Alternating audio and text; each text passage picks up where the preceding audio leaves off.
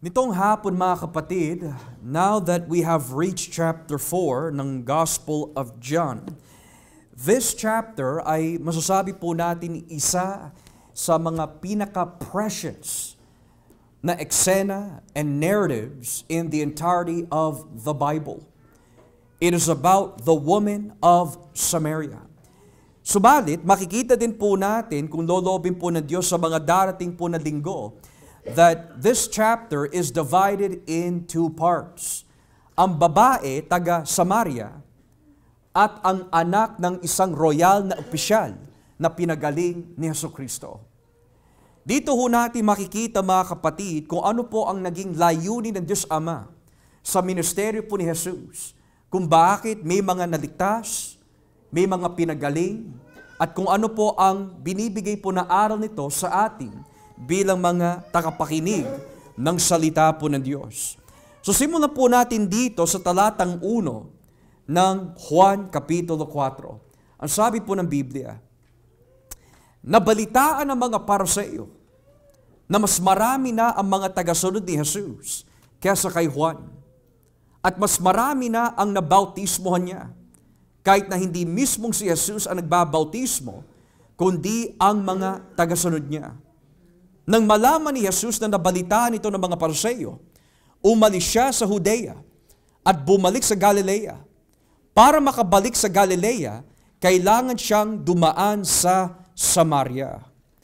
Now, these first 4 verses na binanggit po in John chapter 4 is very, very important to understand dahil walang binabanggit po ang Espiritu Santo sa pamagitan po ng mga may akda ng mga liham na ito na walang layunin.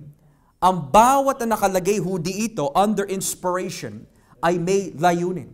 Halimbawa, bakit po kailangan banggitin ng Espiritu Santo through John that nalaman po ng mga Pariseo na mas higit ang mga nababautismohan po ng mga alagad ni Kristo kesa sa kanila?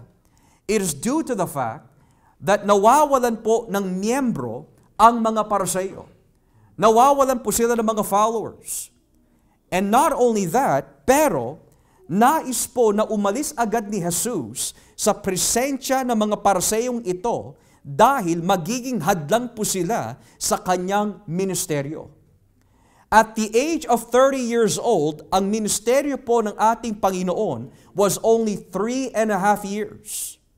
At mapapansin po natin, hindi lang po ang mga Pariseo ang nais po niyang iwasan upang hindi mahadlangan ang ministeryo po ni Kristo by the power of God.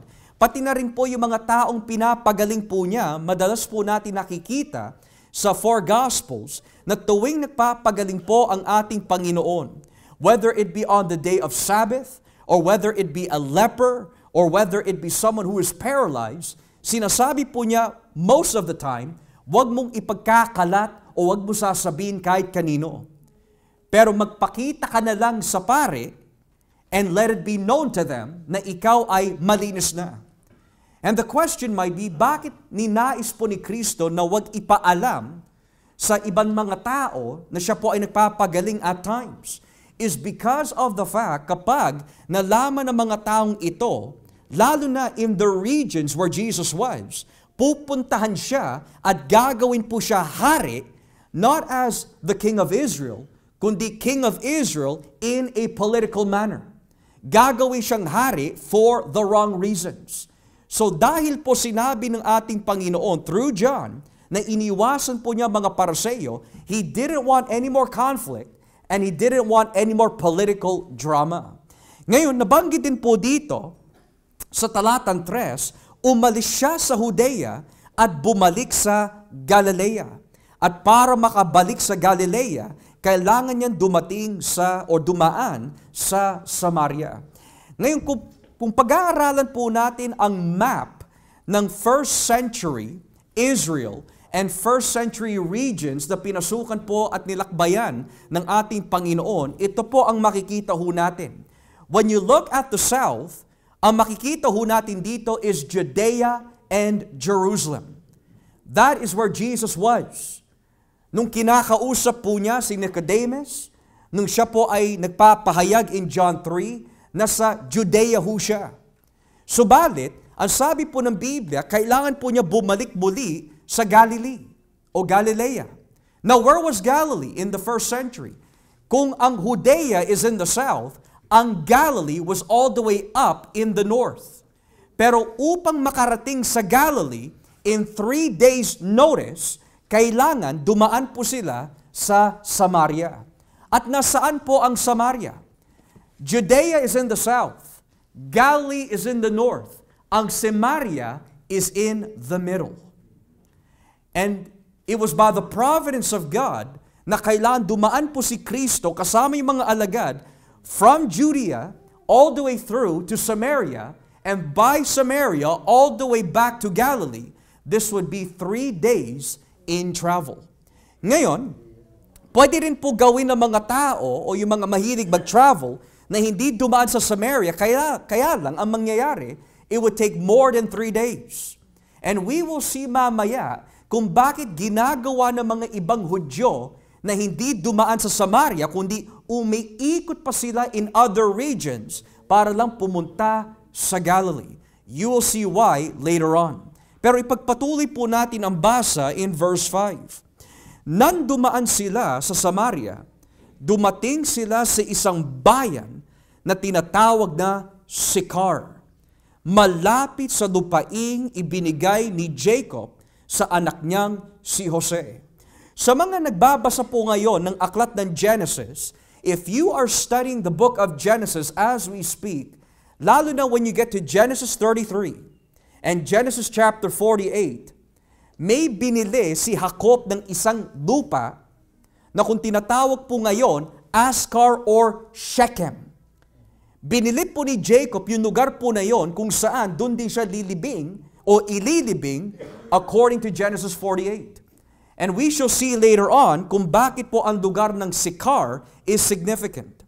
Moreover, sa talatang 6, may balon doon na ginawa ni Jacob.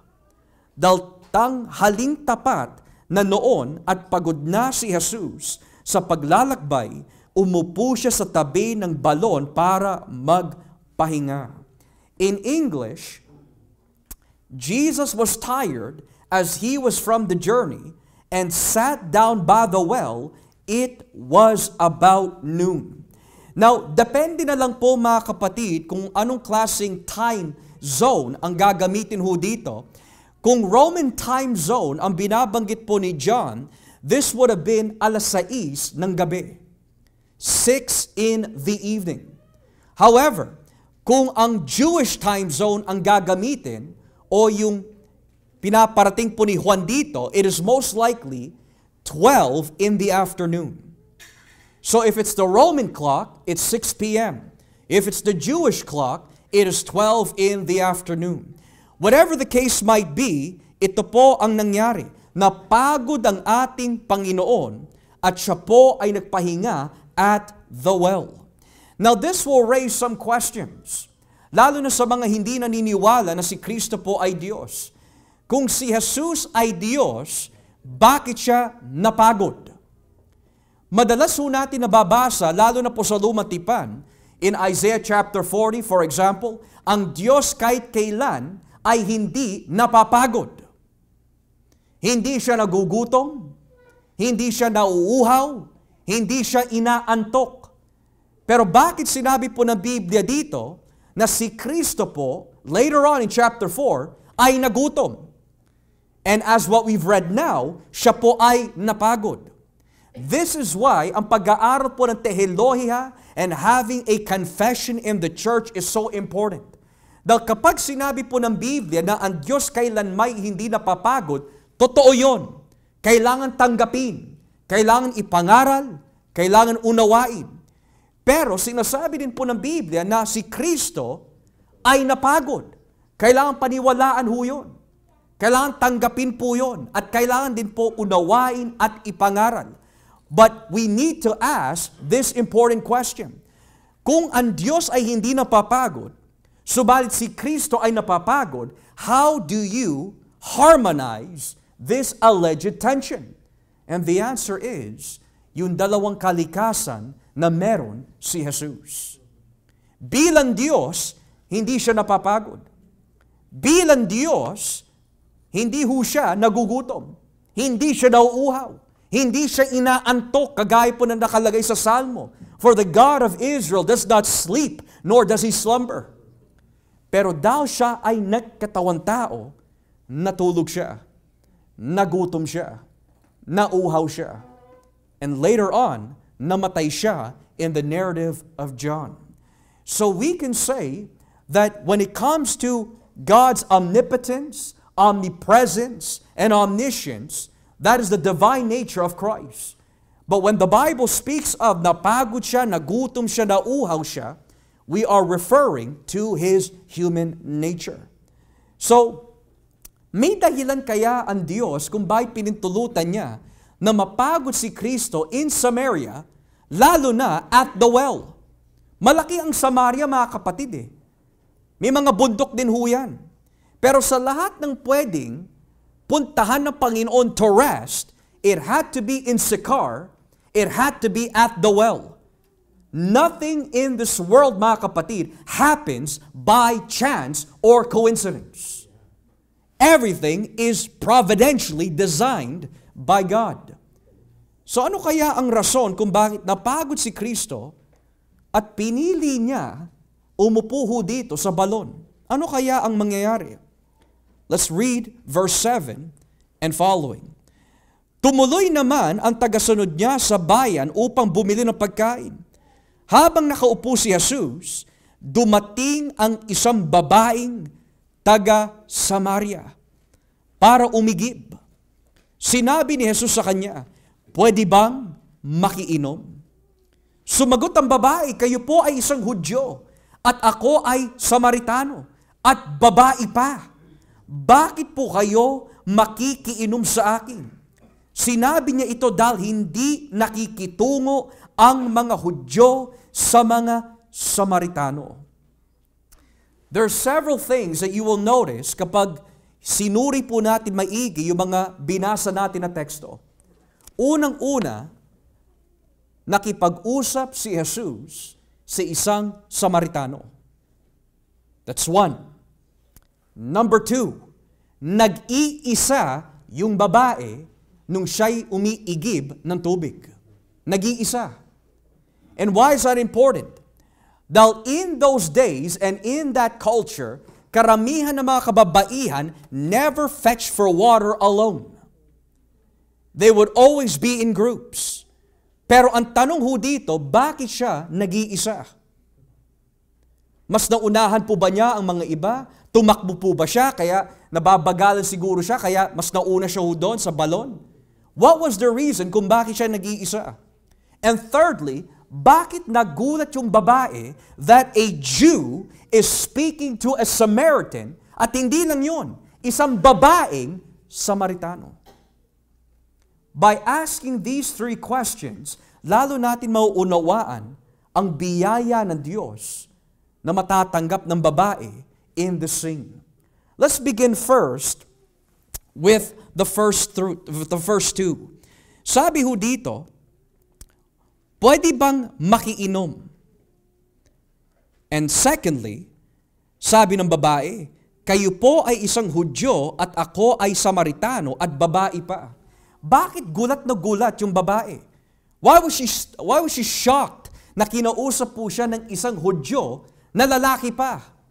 Is because in those days, mga kapatid, may tensyon ang mga Hudyo sa mga Samaritano. At makikita po natin mamaya that may pinagmulan ang tensyon na ito. This was not a tension na nag-i-exist lang sa panahon ni Kristo. This goes all the way back to the Old Testament. Yung tension between the Jews and the Samaritans.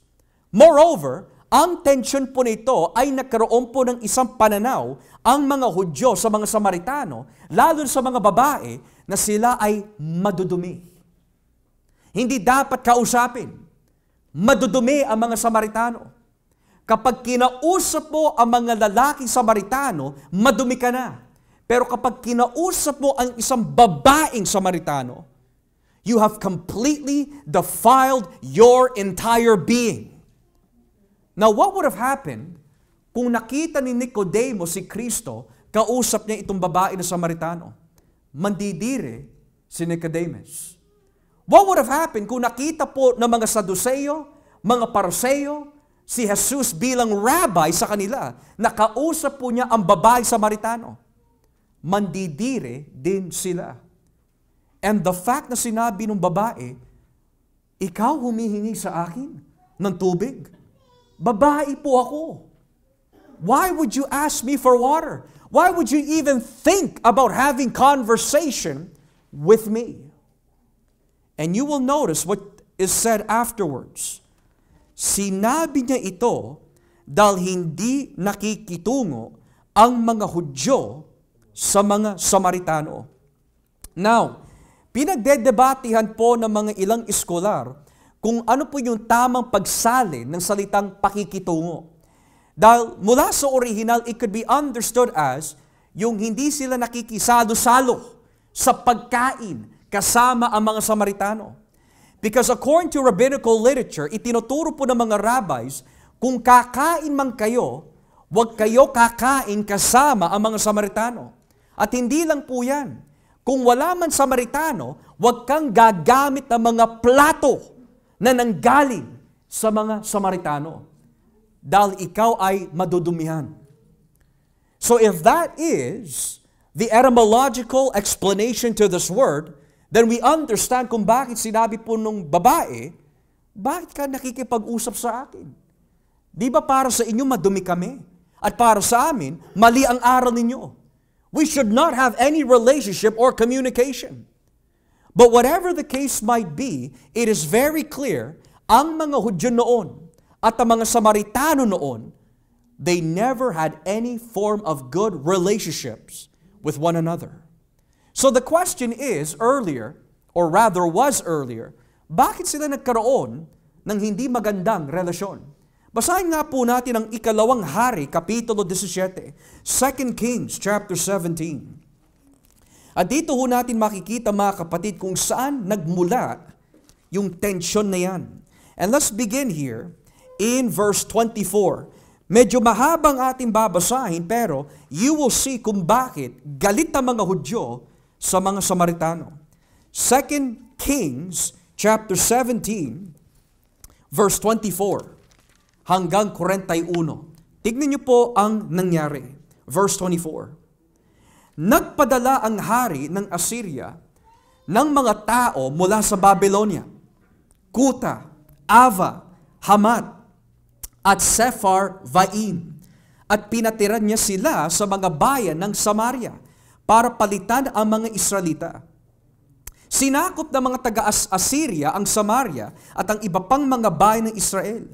Sa simula pa lang na nagpatira nila roon, ay hindi na sila sumamba sa Panginoon. Kaya pinadalhan sila ng Panginoon ng mga leon para patayin sila. Sinabi ng mga tao sa hari ng Assyria, ang mga pinatira mo sa mga bayan ng Samaria ay walang alam sa kautusan ng Diyos sa lugar na iyon. Kaya nagpadala siya ng mga leon para patayin sila dahil hindi nga nila alam o nalalaman ang kanyang kautusan. Kaya nag-utos ang hari ng Assyria, pabalikin sa Samaria ang isa sa mga pare na binihag natin. Hayaan niyo siyang magturo sa mga bago na nakatira roon kung ano ang kautusan ng Diyos sa lugar na iyon. Kaya ang isa sa mga pare na binihag mula sa Samaria ay bumalik at tumira sa Bethel. At tinuruan niya ang mga bago nakatira roon kung paano sambahin ang Panginoon. Pero ang ibang grupo ng mga taong ito ay patuloy pa rin sa paggawa ng sarili nilang mga Diyos-Diyosan. Sa bawat bayan na tinitirahan nila ay nilalagyan nila ng mga Diyos-Diyosan sa mga sambahan sa matataas na lugar na ginawa ng mga taga-Samaria. Ginawan Diyos ng mga taga-Babylonia si Sukot-Benot. Sinamba ng mga taga-Kuta ang Diyos nilang si Nergal. Sinamba naman ng mga taga-Hamat si Ashima. Sinamba ng mga taga-Ava ang Diyos nilang sina Nibhaz at Tartak. Sinunog naman sa apoy ng mga taga-Sepharvaim ang mga anak nila bilang handog sa Diyos nilang sina Adram-Nemelek at Anamelek. Sinamba nila ang Panginoon pero pumili sila ng mga pari na mula sa kanila para mag-alay ng mga handog sa mga sambahan sa matataas na lugar. Kahit na sinasamba nila ang Panginoon, patuloy pa rin sila sa pagsamba sa kanilang mga Diyos-Diyosan ayon sa kaugalian na ng mga bansang pinanggalingan nila. Hanggang ngayon, ginagawa pa rin nila ito. Wala silang takot sa Panginoon at hindi nila sinusunod ang mga tuntunin at mga turo at mga kautusan na ibinigay ng Panginoon sa lahi ni Jacob na pinangalanan niyang Israel. Gumawa ang Panginoon ng kasunduan sa mga Israelita at iniutos sa kanila, huwag kayong sumamba sa mga Diyos-Diyosan o lumuhod sa kanila o maglingkod o kaya'y maghandog sa kanila. Sambahin ninyo ako ang Panginoon na naglabas sa inyo mula sa Egypto sa pamagitan ng dakila kong kapangyarihan at lakas. Ako lamang ang iyong sambahin at hahandugan. Palagi ninyong sundin ang mga tuntunin, turo at mga kautusan na isinulat ko para sa inyo. Hindi kayo dapat sumamba sa ibang Diyos. Huwag ninyong kalimutan ang kasunduang ginawa ko sa inyo at huwag kayong sasamba sa ibang Diyos. Sa halip, ako lamang ang sambahin ninyo. Ang Panginoon na iyon Diyos, ako lang ang magliligtas sa inyo sa lahat ng kaaway ninyo. Pero hindi nakinig ang mga taong iyon at nagpatuloy sila sa dati nilang ginagawa. Habang sinasamba ng mga bago naninirahan ng Panginoon, sumasamba rin sila sa mga Diyos-Diyosan nila. Hanggang ngayon, ito pa rin ang ginagawa ng mga angkan nila. So ang tanong, bakit nagkaroon ng tensyon ang mga Hudyo at ang mga taga-Samaria? Ang sabi ng Biblia, during the times of the Assyrian siege, the Bible teaches us that ang mga Hudyo that were living in Samaria ay may mga nakasama na mga pagano.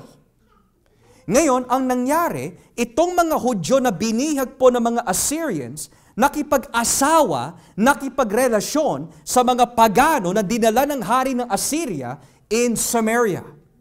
At nung nagkaroon ng relasyon ang mga ito sa mga unbelievers, naapektuhan ang kanilang paglilingkod. Pastor, what relevance does that have today? Huge relevance. There is a reason why pinapayuan at inuutusan po tayo ng Biblia na bilang mga magulang, kung may mga anak ho tayo, do not minimalize your children who know Christ to be in a relationship with an unbeliever. Huwag mo sasabihin, that's nothing.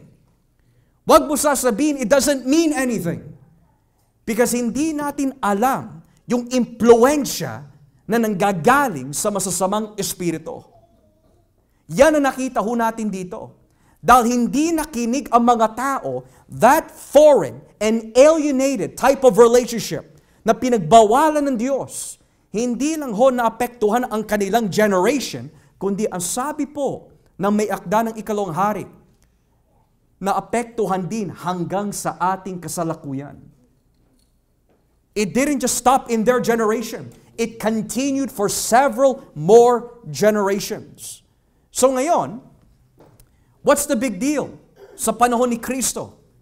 Well, dahil po sa maling pananaw ng mga Samaritano, over time, na iba po ang kanilang teolohiya. Sa mga Hudyo, ang kanilang paniniwala ay ito. From Genesis hanggang Malakias, this is the entire Word of God. Sa mga Samaritano, Genesis lang hanggang Deuteronomio. Pagdating sa Joshua, Judges, and Ruth, all the way to Malachi, hindi namin kinikilala yan bilang salita ng Diyos. Moreover, ang paniniwala po ng mga Samaritano is that the place of worship is on Mount Gerizim.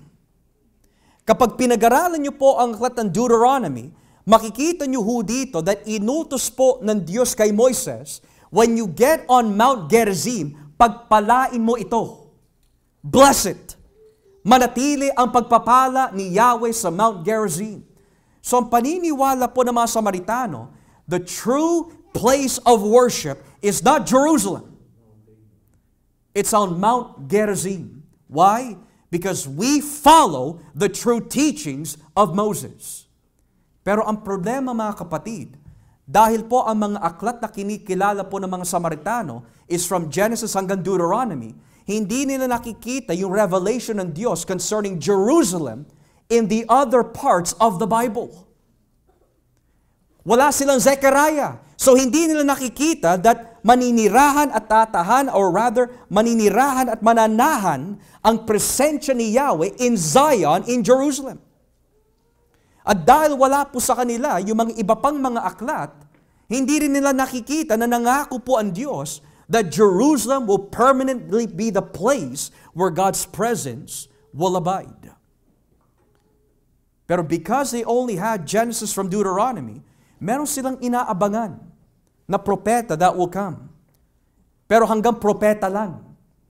If they had Joshua all the way to Malachi, itong propeta ay pari din. At itong pari ay hari din. At itong hari ay isang banal na mandirigma.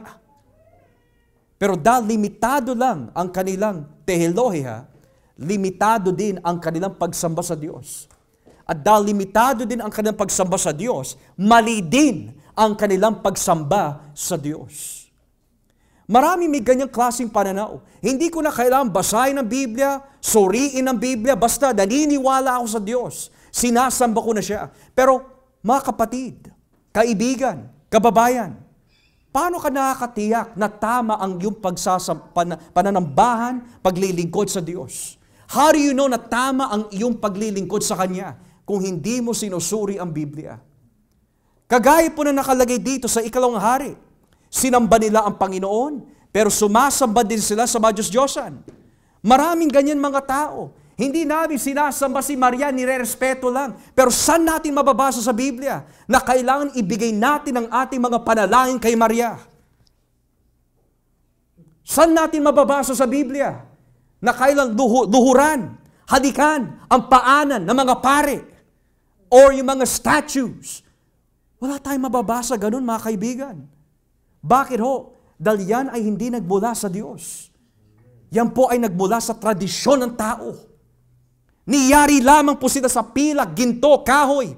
Binibitbit po nila ang kanilang Diyos-Diyosan. Pero ang Diyos ng Biblia, tayo ang ginawa ng Panginoon. Tayo ang nilikha ng Diyos. At tayo rin ang binibitbit ng Panginoon.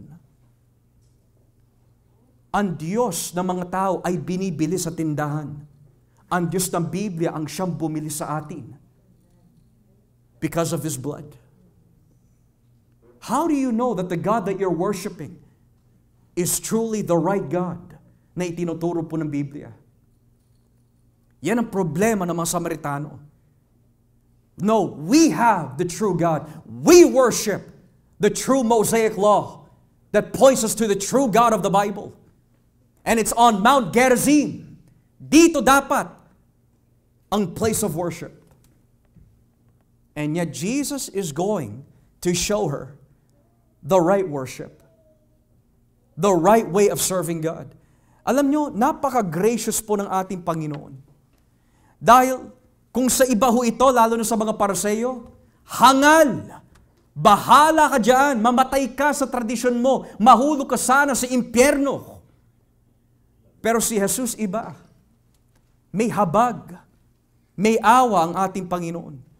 Tayo po ba mga kapatid, kapag may mga nakikitaan po tayo ng mga tao na ligaw, na alam mo mahuhulog sa impyerno dahil mali ang kanilang aral, hindi pa nila tinatanggap si Kristo, naaawa ka ba? O hinahayaan mo lang sila na mamatay na hindi pa napapatawad ang kanilang mga kasalanan? O iniinsulto mo pa sila? O pinagtatawanan? Ano po ba ang ating attitude towards the lost? Bilang mga Kristiyano, kung tayo po ay kinaawaan ng Diyos, kailangan maawa din tayo sa kanila.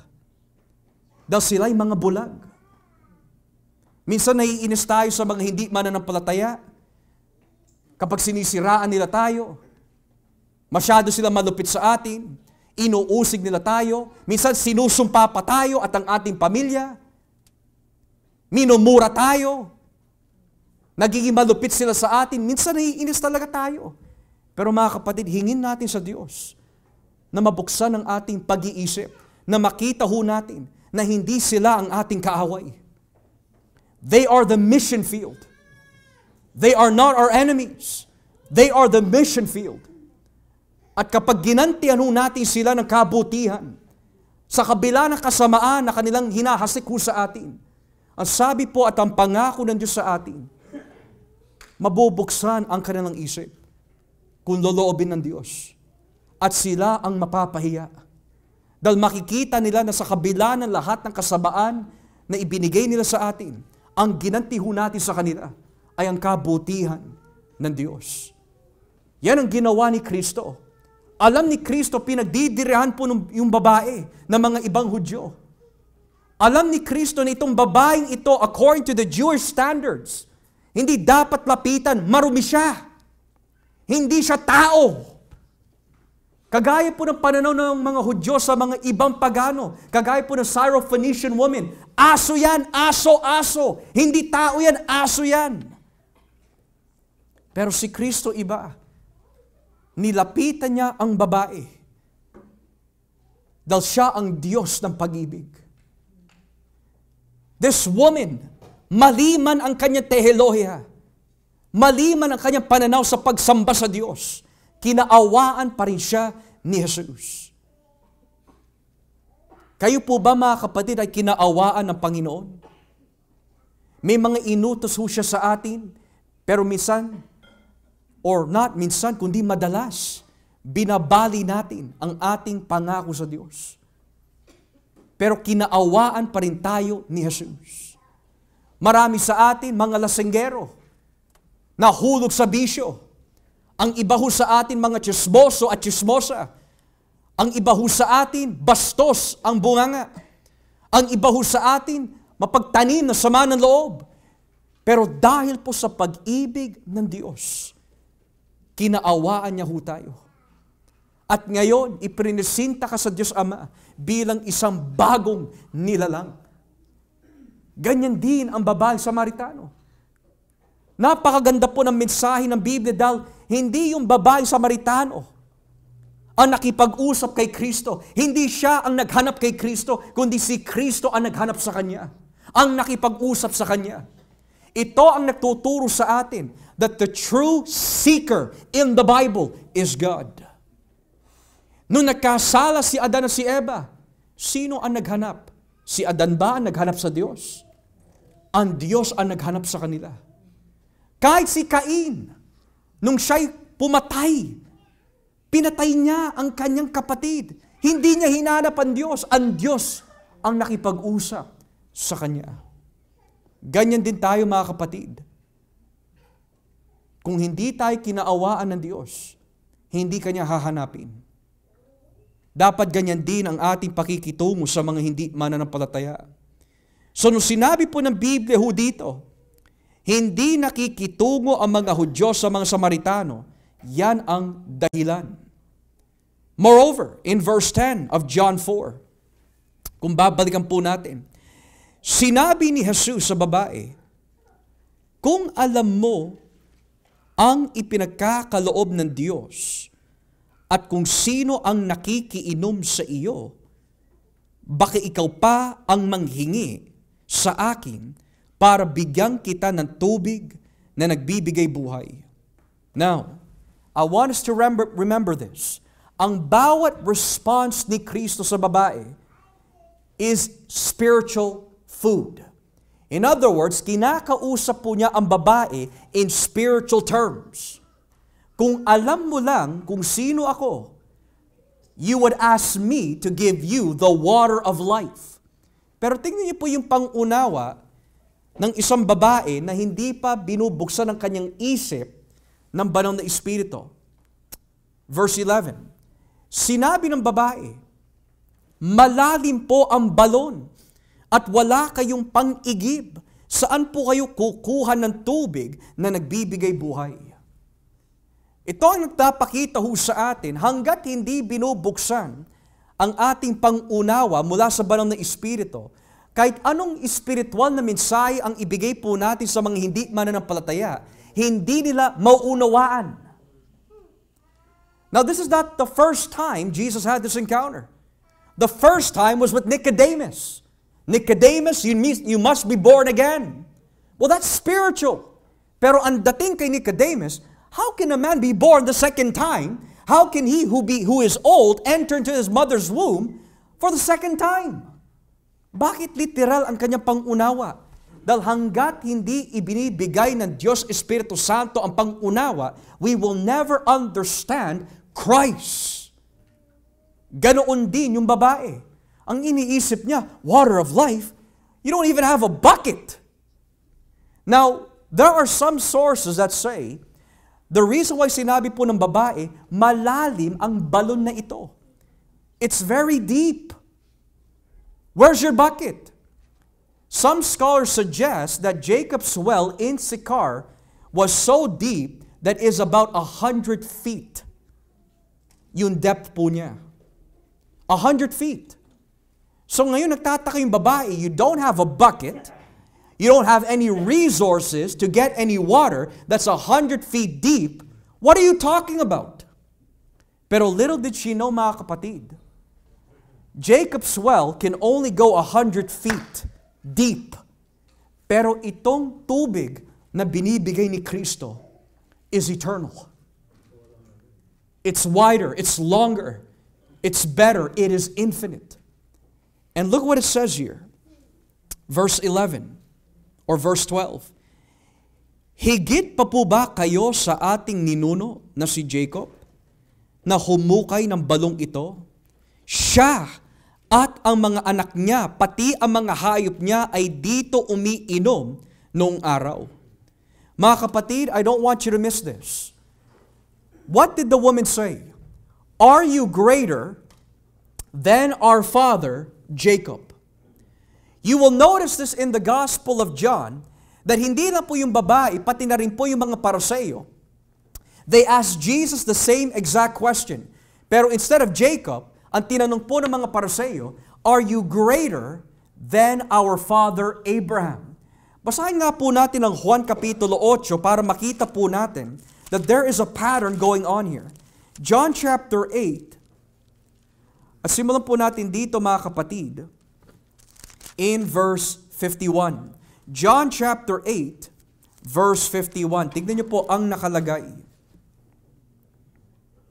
Sabi po dito, sinasabi ko sa inyo ang totoo, ang sino mang sumusunod sa mga aral ko ay hindi mamamatay. Sinabi ng mga pinuno ng mga Hudyo, sigurado na kami na sinasaniban ka nga ng demonyo. Si Abraham ay namatay at ganoon din ang mga propeta.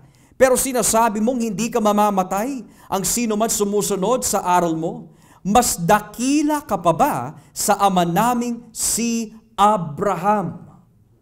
Nakita niyo ho yun, mga kapatid? There's a pattern going on in the Gospel of John. Kanina, mas higit ka ba, mas dakila ka ba kesa kay Jacob? Later on in chapter 8, mas dakila ka ba kesa kay Abraham? Bakit kailangan ilagay ni John yung mga statement po na yun? Because yung pinaglilingkuran ni Abraham, ni Isaac, at ni Jacob, yung Diyos na buhay na binabanggit sa Genesis, ay walang iba kundi si Kristo. So ang sagot po dito, yes, mas dakila po siya kay Abraham, mas dakila po siya kay Jacob, at mas dakila po siya kay David, kay Moises, sa mga anghel. Kaya naisulat ang aklat ng Hebrews. Because Jesus is greater than them all. Ngayon, there's something else that you do not want to miss. Kung babalikan po natin ang John chapter 4, sabi din po dito, sa wikang English ng verse 10, if you knew the gift of God and who it is that asks you for a drink, you would have asked him and he would have given you living water. Ang buhay, or rather ang tubig na nagbibigay buhay. Ang salitang living water sa Biblia ay may nilalarawan ho. Halimbawa, in your own time, kapag binasa niyo po ang Jeremiah chapter 2, at binasa niyo po ang Jeremiah chapter 17, ang tawag po sa Diyos is the fountain of living water. Moreover, When you read the last book of the Bible, Revelation, the last chapter of Revelation, nakalagay po doon, the Holy Spirit and the church is saying, come and drink of the living water without charge. Bakit madalas po nababanggit yung salitang living water, living water, living water? Lalo na sa Lumang Tipan, ang inaabangan po nila Ezekiel, nung makita po niya ang pangitain in chapter 40 hanggang chapter 48, is that merong templo na ginawa po ni si Yahweh, na ipinakita po niya kay Ezekiel, na umaapaw po ang buhay na tubig. Living waters was coming out of the temple.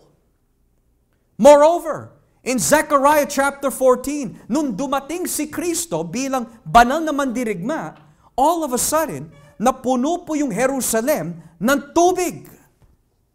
What does living water actually mean in light of the Bible?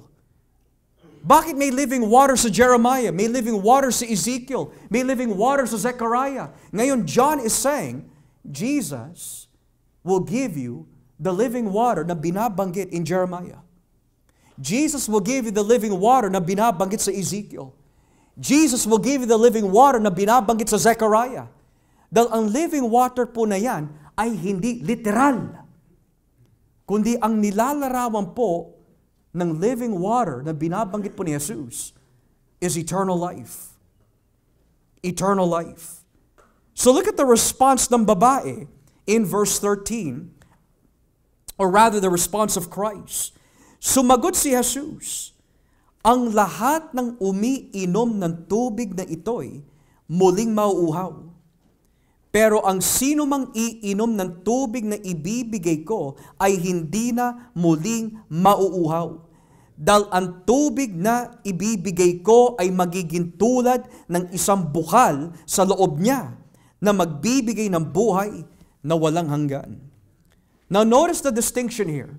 Ang sabi po ng babae kanina, are you greater than our father Jacob? Because he built this well. Mas higit ka ba kaysa sa kanya? He built this well. It's 100 feet deep. You don't have a bucket. Tapos sasabihin mo, ang iaalok mo sa akin is a living water. Are you greater than Jacob and this well? Pero ano po sagot ni Kristo?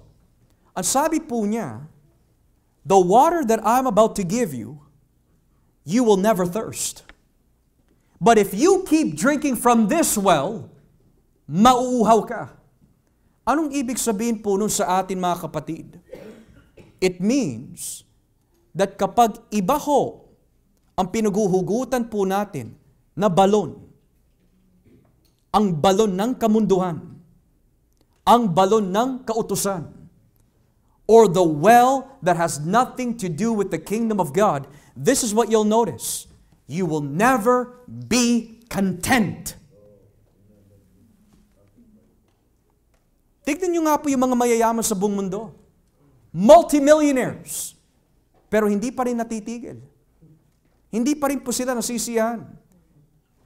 Kahit anong yaman ng tao, kahit anong success ang maabot po ninyo dito sa mundo, you will never find contentment. You can get all the degrees. You can get all the cars. You can get all the estates. You can be the most wealthiest individual on the face of the earth. But you are drawing from a well that will always leave you dry. You will always thirst. Inom ka ng inom ng tubig, ng kamunduan. You will always be thirsty. Yan ang sinasabi ni Kristo. You are drinking from a well that will leave you dry. Tayo po ba mga kapatid? Nauuhaw ka ba? Marami ho tayo nakikita ng mga tao po papasok po sa casino. But they're always left dry, spiritually and financially. Marami mga tao, they're drawing from the well of drugs. But they are left dry and they want to commit suicide. There are many who are drawing a well from ungodly relationships. It's toxic. and they find no contentment, but rather abuse. Saan po ba tayo humuhugot ng tubig? If it's from the world, kagaya po ng babae, wala siyang contentment. Pastor, bakit niyo po nasabi na yung babaeng Samaritano ay walang contentment? Is because, ang sabi po ni Kristo sa kanya, 5 na ang naging asawa mo. At yung kinakasama mo pa, hindi mo talaga asawa. Now, there's 2 ways to look at this. Yung 5 could be, we'll give the benefit of the doubt, patay na yung 5. But what are the chances all 5 are dead? Very unlikely. Moreover, the second option would be, buhay pa yung 5, pero dahil nga humuhugot po siya from a well na hindi nagbibigay ng contentment sa kanyang kaluluwa, madali siya magsawa. Husband number 1, nakakasawa ito eh. Well number 2, nakakasawa ito. Well number 3, nakakasawa ito. Well number 4, hanggang lumipat na siya kay well number 6, which is not her husband, and she's still not content. Kagaya lang po ng television po yan mga kapatid eh. No matter what program you watch, if you are going to be real and true to yourself, magsasawa ka rin. Kagaya ng cellphone, iPhone 14, iPhone 15, iPhone 16, magsasawa ka rin. And at times, this is a very difficult truth, kahit yung mga tao na dapat natin mahalin, magsasawa ka rin. When you should not be. Nagsasawa ako sa mga kapatiran in this church. Nagsasawa ako sa mga anak ko. Nagsasawa ako sa aking asawa. Because the well that you're drinking from will not give you contentment. Pero yung sinasabi ni Kristo, you drink of me, you will never thirst again. Nang ibig sabihin, kahit anong gawin ng tao sa'yo, you will be content and happy because you're drinking from me. Mahirap ka man o hindi, because you're drinking from me, you will never thirst. Whether you're single or in a relationship, because you have me, you will never thirst. May naabot ka man o wala, as long as you have Jesus, you will never thirst. Yun ang wala dun sa babaeng Samaritano. May picture nga mga kapatid na nakita ko ho on social media. May picture ng isang lalaki, may hinahabol siya eh. Pero sa katakbo niya, hindi niya mahabol-habol.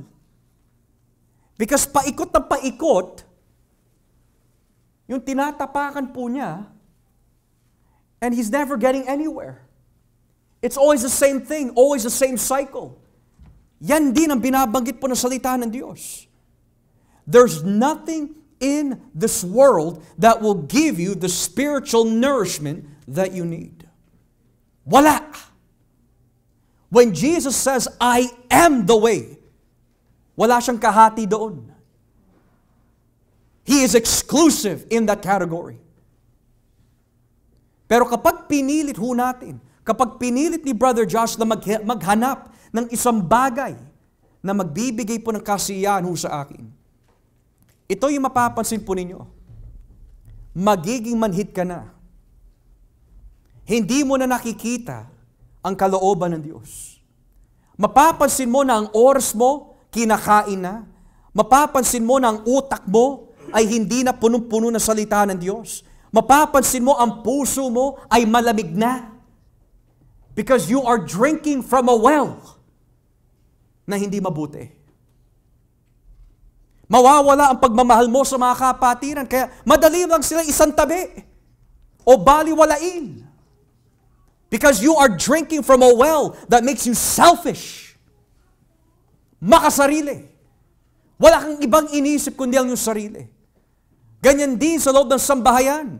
You don't care about the spiritual welfare of your family. Basta magawa mo lang, maabot mo lang yung gusto mong abutin, you're drinking from a different well. Not from the well of the Word of God. At kapag tayo po ay in spiritual warfare, Kapag dumating na po ang pagsubok, madali ka maapektuhan because you're drinking from a different well.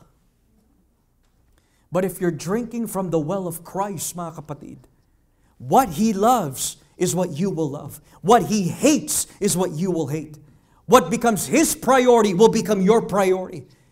Because imposible that if Jesus is the water, tapos umiinom ka sa Kanya, that yung priority niya, iba sa priority mo. Na yung minamahal niya, iba yung minamahal mo. Hindi po pwede ganun. Ang sino man nakakabit na sanga kay Kristo, mamumunga of whatever Jesus desires. A bad tree cannot produce good fruit, and a good tree cannot produce bad fruit. Imposible na mahal mo si Kristo, pero ang bunga ay iba.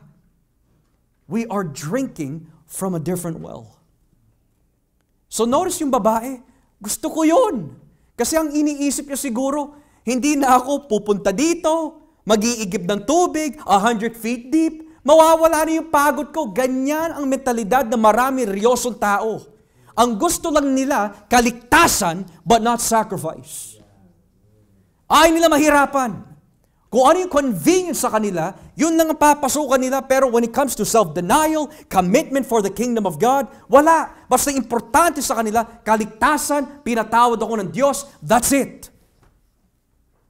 Ibang Jesus yun. Hindi Jesus ng Biblia yun. So yung babae, yay! Hindi na ako mahihirapan. A water that's eternal? Sige, bigay mo sa akin. Nasaan ba? Nasaan ba?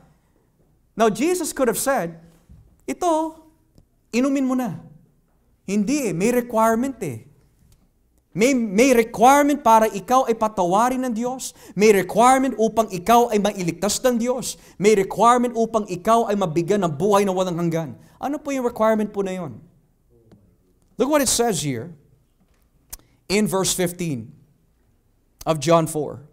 Sinabi ng babae, bigyan niyo po ako ng tubig na sinasabi niyo upang hindi na ako muling mauhaw at hindi ko na kailangan pang pumarito para umigib.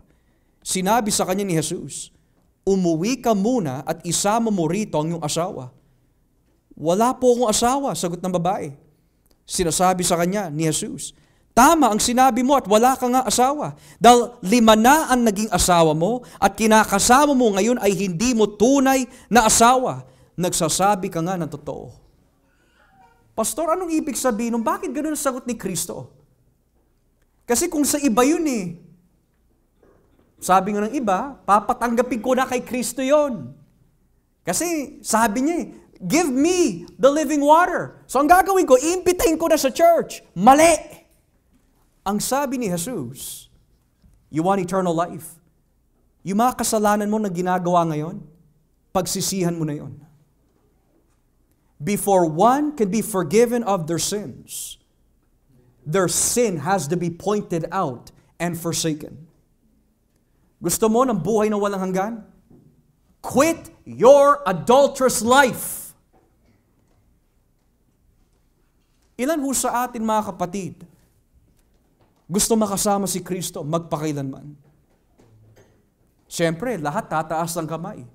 Yung iba, 2 kamay ang itataas. Ngayon, ang kasunod po ng katanungan ng Biblia, iwanan mo na ang iyong kasalanan at paglingkuran mo ako with your whole life. At mapapansin po natin sa mundo, yung 2 kamay, biglang bababa na. Kapag kinausap mo ang ating mga minamahal na mga Katolikong Romano, forsake Mary. Forsake the church. Forsake salvation by works. Hindi nila bibitawan. Kausapin mo ng Muslim, isantabi mo ang Quran. Isantabi mo yung maling pananaw tungkol kay Allah. Magagalit sila. Sabihin mo sa isang bakla, gusto mo mapatawad ka ng Diyos, pagsisihan mo ang iyong kabaklaan. Magagalit ka at maikukulong ka pa. Dahil sa ating batas ngayon sa Canada, ito ay tinatawag na conversion therapy para sa kanila. Bawal na mangaral ng katotohanan dahil kapag nangaral ka at may natisod at nagalit o may nasaktan ka, pwede ka nila ipakulong. But you need to point out the sin. And the question is, Pastor, bakit kailangan pagsisihan ng kasalanan upang makuha mo ang buhay na walang hanggan? Eternal life is not this substance na binibigay sa atin ng Panginoon. Eternal life is God giving Christ to us. And that means you want a consistent relationship with God? Here's my son. But in order for that to be consistent, you need to let go and forsake of that very thing that breaks your relationship with my son. Pwede po ba yun, mga kapatid? Sinong asawang babae ang matutuwa kung ang kanyang asawang lalaki desires to be with her, kaya lang, love, mahal kita, kaya lang hindi ko pa mabitawan yung kabit ko eh. Walang matino na asawang babae na matutuwa. Love, mahal naman kita, kaya lang, sige, pagbigyan mo na ako. Mahal ko rito yung si kabit. Walang matino na tao. Walang taong binuksan ng Diyos ang kanyang isip at puso na mananatili sa ganong klaseng mentalidad. Yan ang sinasabi ng Biblia. Ano ba ang dapat iwanan? Maari hindi tayo nangalunya, maari hindi ka nakapatay ng tao, pero meron kang tinatago dito na hindi tama. Apektado ang relasyon mo sa Diyos. May pride ka ba? Kailangan matanggal yon. Marumi ba palagi ang pag-iisip mo? Tuwing nakikita mo kapatiran, ang dumi-dumi ng isip mo. Iniisip mo lagi na ikaw ang pinag-uusapan. O maari kapag ikaw ay tinitignan naku, may galit na naman sa akin. Kailangan matanggal yun, mga kapatid. Dahil apektado ang relasyon mo kay Jesus. Whatever the case might be, Jesus says, I'm willing to give you eternal life, but you must repent of your sins. This afternoon, ano yung well that you are drawing water from? Saan ka umiigib ng tubig? Is it Christ? Because if it's not Christ, mga kapatid, hindi ka lang mauuhaw muli, pero mapapahamak ang iyong kaluluwa. Mamamatay ka na hindi pa napapatawad ang iyong mga kasalanan. This living water na inaalok po ng Panginoon is still available today. Habang nabubuhay ho tayong inaalokan po tayo ng Panginoon, uminom ka sa tubig na ito upang ikaw ay mabuhay. Pero kung hindi ka iinom sa tubig na ito, iinom ka sa iyong kayabangan, sa iyong tradisyon, sa iyong mga paniniwala na mali at baluktot, mamamatay ka na hindi pa napapatawad ang kasalanan mo. Masakit tanggapin at masakit pakinggan ang katotohanan, pero mas masakit ang impyerno. I don't care kung 30 years ka sa maling paniniwala na yan. Just because you're part of something for many years does not mean it's right. You can be a Muslim for 50 years and be wrong. You can be a Roman Catholic for 50 years and be wrong. And there might be some of us today na uma-attend. You can be so quote-unquote Christian and still be wrong. Kung ang relasyon mo kay Kristo ay hindi tama. Kaya sa mga bisita ho namin, sa mga minamahal po namin ng mga kapatiran, you will know that you have eternal life kapag sa puso mo, handa mong isuko ang lahat sa Diyos. Natatandaan ko ho na may nakausap po kami isang tao noon. Handa mo ba ibigay ang buhay mo kay Kristo? Naniniwala naman ako sa Kanya. Hindi ho, ang tanong, gusto mo ba ibigay ang buong buhay mo kay Kristo? Hindi pa ako ready. Dahil apektado oras ko, May mga ibang commitment ako.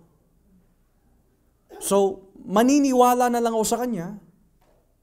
And I'll just do my best na lang to offer whatever. Pero yung total commitment na binabanggit mo, hindi ko may bibigay yan. That individual is drawing from a different well.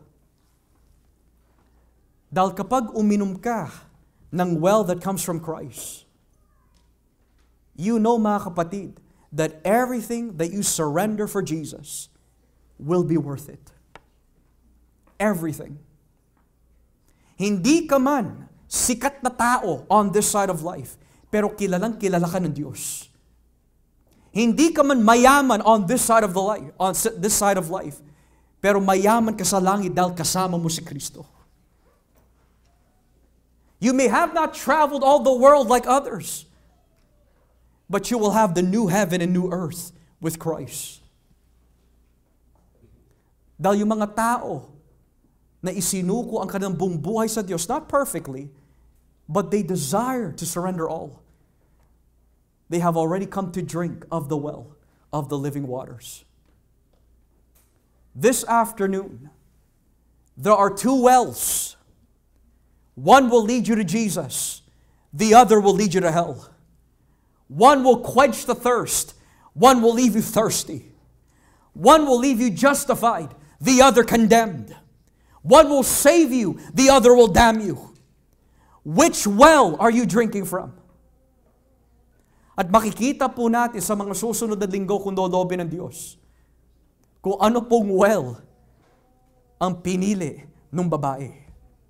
At ano po ang naging bunga nung ininom po niya ang well na inalok ni Kristo. Pero for now, ang nais yatid ho sa atin ng Diyos, come to the living waters. Come to the living waters. As I close, basahin po natin ang Revelation 22. At dito na po tayo magtatapos. What well will you drink from? Talatang 17. Revelation chapter 22, verse 17. Tignan niyo po ang nakalagay. Nag-iimbita ang banal na Espiritu at ang babaeng ikakasal. Hali kayo. Ang lahat ng nakarinig nito ay magsabi rin, hali kayo. Lumapit ang sino mang nauuhaw at gustong uminom ng tubig na nagbibigay buhay. Wala itong bayad. Nauuhaw ka ba na ikaw ay patawarin ng Diyos? Nauuhaw ka ba na ikaw ay baguhin ng Diyos? Nauuhaw ka ba na makilala ang Diyos? Ang sabi ng Biblia, lumapit ka lang. Wala itong bayad. Kaya napapasin natin sa Holy Week, sinasaktan nila ang kanilang mga sarili, penitensya. Mali yun. Dahil itong inaalok ni Kristo, hindi mo na kailangan saktan ng iyong sarili. Because the pain has already been suffered by Christ. Wala itong bayad. It's free. It's a free gift. The Spirit and the bride say, come. It's free. And if you drink from this well, your life will never be the same. You will not only be forgiven, you will not only be reconciled to God, pero ibibigay niya sa atin ang panibagong buhay dahil yon ang resulta ng taong binigyan ng buhay na walang hanggan. Whoever drinks of this water, out of his belly shall flow rivers of living water. As we pray,